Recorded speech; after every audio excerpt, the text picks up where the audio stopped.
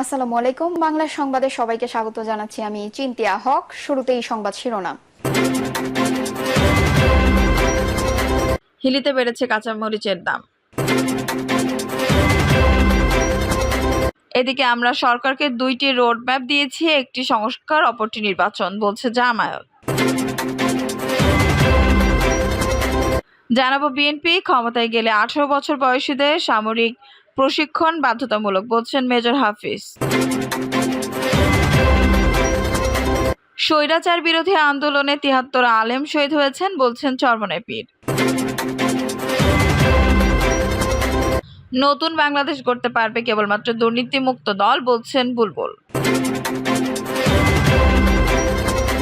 এবং সর্বশেষ জানাবো অন্তর্বর্তী সরকার রাজনীতিতে হস্তক্ষেপ করবে না, আশা গয়েশ্বরের। দর্শক শুনছিলেন সংবাদ শিরোনাম, এখন বিস্তারিত। হিলিতে বেড়েছে কাঁচামরিচের দাম। এক সপ্তাহের ব্যবধানে দিনাজপুরের হিলিতে ভারতীয় কাঁচামরিচের দাম বৃদ্ধি পেয়েছে কেজিতে 80 টাকা। প্রকারভেদে 140 টাকা কেজি কাঁচামরিচ বিক্রি হচ্ছে, বর্তমান 200 থেকে 220 টাকা কেজি দরে হঠাৎ দাম বাড়ায় বিপাকে সাধারণ ক্রেতা বিক্রেতা। কয়েকদিনের টানা বর্ষার দেশি কাঁচামরিচের ক্ষেত নষ্ট হয়ে গেছে, আবার ভারতেও বৃষ্টির কারণে কাঁচামরিচের দাম বেড়ে গেছে। এজন্য ওই দেশেও মরিচের দাম বৃদ্ধি পেয়েছে, বলছেন ব্যবসায়ীরা।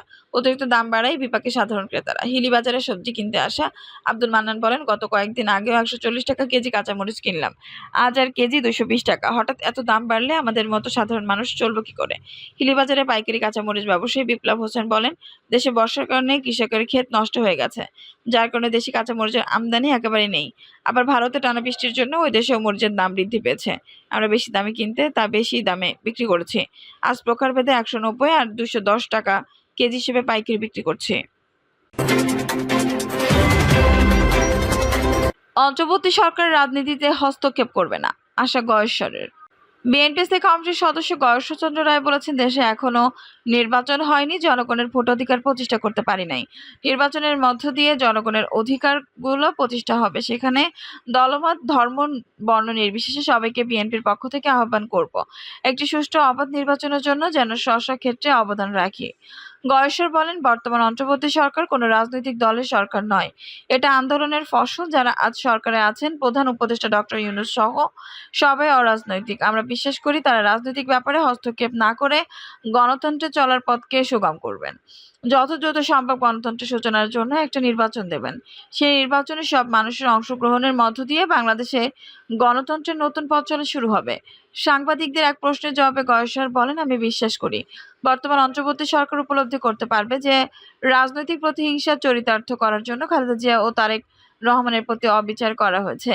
দীর্ঘদিন প্রবাসী থেকে তারেক রহমান দিনরাত পরিশ্রম করে জাতিকে সংগঠিত করতে সক্ষম হয়েছেন। তিনি আজ বিএনপির সীমানা পেরিয়ে জাতির নেতা হতে সক্ষম হয়েছে। সুতরাং এই জাতির নেতার বিরুদ্ধে অন্যায়ভাবে যেমন মামলা ও সাজা দেওয়া হয়েছে, সেসব মামলা প্রত্যাহার করবে সরকার। সেটা না করা হলেও তা জাতির জন্য অত্যন্ত দুঃখজনক। বিএনপির সাবেক এই মন্ত্রী বলেন, আশা করি সবার আন্দোলন সংগ্রামকে আমলে নিয়ে এই সরকার আমাদের এসব মামলার হাজিরা থেকে রেহাই দেবে। আর যদি এসব মামলায় এখন আমাদেরকে হাজিরা দিতে হয়, তা হবে দুঃখজনক। হিন্দুদের দুর্গাপূজাকে কেন্দ্র করে চলমান বিভিন্ন ঘটনার প্রসঙ্গে গয়েশ্বর বলেন, এখানে কিছু ঘটনাও আছে, আবার কিছু গুজবও আছে।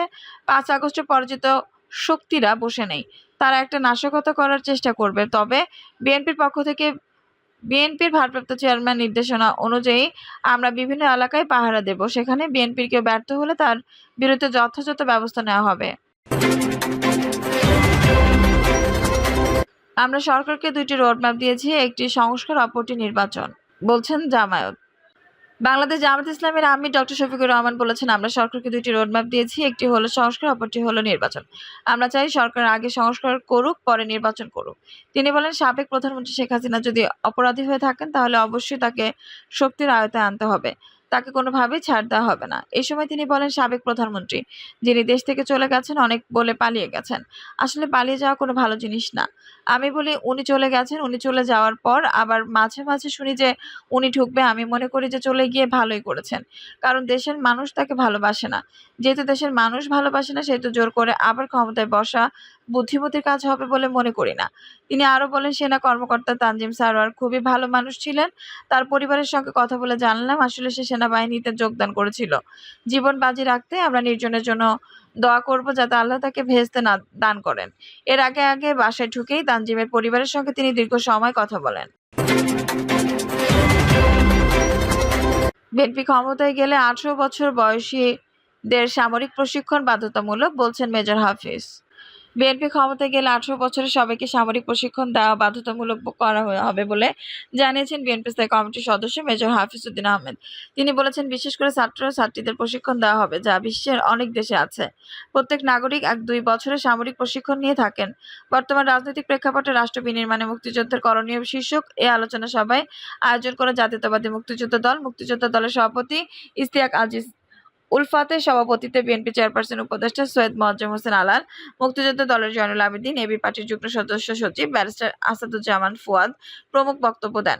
হাফিজ উদ্দিন বলেন, পাহাড়ের লোকজন সহজ সরল, তাকে ভুল পথে পরিচালিত করার ষড়যন্ত্র হওয়া জিয়াউর রহমানের শক্ত পদক্ষেপের কারণ পাহাড়ের শান্তি প্রতিষ্ঠা হয়েছিল। আমি প্রতিবেশী দেশ ভারতকে বলবো, তাদের অস্ত্র ও প্রশিক্ষণ দিয়ে উস্কানি দেবেন না। যুদ্ধ করতে হলে বাংলাদেশের সব মানুষ কিন্তু যুদ্ধের জন্য প্রস্তুত রয়েছে। গত জুলাই-আগস্টের আন্দোলন প্রসঙ্গে হাফিজ বলেন, শুধু ছাত্রের আন্দোলনে বিপ্লব হয়নি, বিএনপি 17 বছর ধরে আন্দোলন করছে। তারই ধারাবাহিকতায় স্বৈরাচার শেখ হাসিনা পালিয়েছেন। আমি বলবো, সবাইকে স্মরণ করবেন, ডক্টর ইউনূস একজন মুক্তিযোদ্ধা। তিনি আমেরিকায় মুক্তিযুদ্ধের পক্ষে কথা বলেছেন, কাজ করেছেন, ছাত্র জনতা সবার সঙ্গে কথা বলে সিদ্ধান্ত নেন। সাবেক এই মন্ত্রী বলেন, আমাদের সবার রোগ হলো দুর্নীতি, এর বিরুদ্ধে আমাদের ব্যবস্থা নিতে হবে। পাশের দেশ ভারত থেকে সেটা শিখতে পারি। তাদের দেশ আইন করা আছে যে প্রধানমন্ত্রী বা রাষ্ট্রপতি কারো বিরুদ্ধে দুর্নীতি প্রমাণিত হলে তাকে ক্ষমতায় থেকে সরিয়ে সরাসরি জেলখানায় নিয়ে যাওয়া যায়।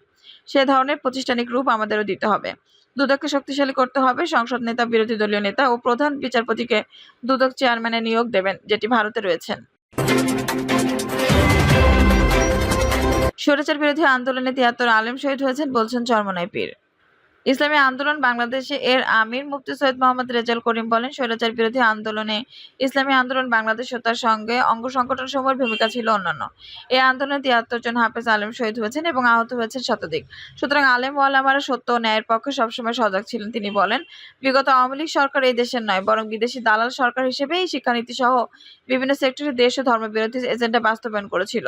দুঃখজনক বাস্তবতা হলো, রক্তের সাগরে পেরিয়ে ফাঁসিবাদের পতন ঘটিয়ে যে অন্তর্বর্তী সরকারকে আমরা ক্ষমতায় বসিয়েছি, তাদের মধ্যে শিক্ষার্থীতে ইসলাম ও মুসলমানদের বিশেষ আদর্শকে অগ্রাধিকার দেওয়ার ব্যাপারে আন্তরিকতার ঘাটতি আছে বলে মনে হচ্ছে। সৈয়দ মোহাম্মদ রেজাউল করিম বলেন, ইসলামী আন্দোলন বাংলাদেশের জন্য দেশের রাজনৈতিক মাঠ এখন যথেষ্ট উর্বর।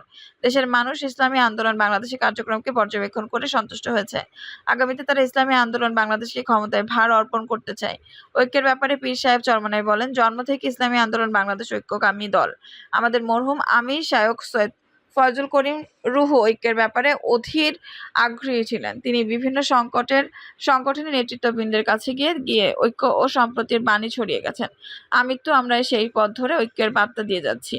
তিনি আরো বলেন, আমাদের নেতৃত্ববৃন্দের কারোর কথায় যদি কেউ কষ্ট পেয়ে থাকেন বা ঐক্য বিরোধী বার্তা পেয়ে থাকেন, আমরা তার জন্য ক্ষমা প্রার্থী। আমরা সবাইকে নিয়ে ইসলামকে ক্ষমতায় করতে চাই, ইনশাআল্লাহ।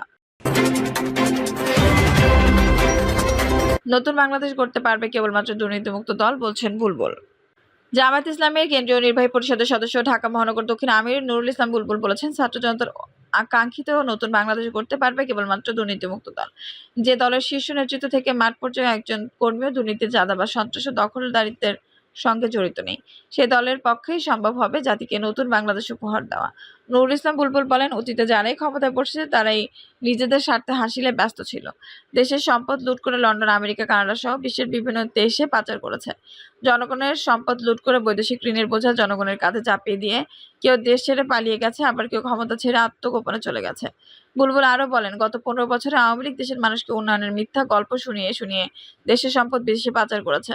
যে পরিমাণ সম্পদ আওয়ামী লীগ পাচার করেছে, সেই সম্পদ দিয়ে 50 বছর বৈষয়িক ঋণ ছাড়াই দেশ চালানো সম্ভব। বিদেশে পাচার হওয়া সম্পদ দেশে ফিরিয়ে আনতে অন্তর্বর্তীকালীন সরকারের প্রতি আহ্বান জানায় বাংলাদেশ কৃষি নির্ভর দেশ। এই কৃষিতে বিপ্লব ঘটাতে কৃষিবিদের প্রচেষ্টা করা হবে। সেজন্য বাংলাদেশ জামায়াত ইসলামী কৃষিবিদদের আলাদা বিভাগ গঠন করেছে। তিনি আরো বলেন, দেশের জনগণ যদি দেশ পরিচালনার দায়িত্ব জামায়াত ইসলামীর উপর দেয়, তবে শিক্ষার্থীদের সেই স্লোগান কোটা না, মেধা মেধা মেধা বাস্তবায়ন করা হবে। সকল বিভাগে সংশ্লিষ্ট বিষয়ে দক্ষ যোগ্য মেধাবীদের দায়িত্ব দেওয়া হবে, যাতে করে দেশের মানুষ বিভাগগুলো থেকে কাঙ্ক্ষিত সেবা পায়।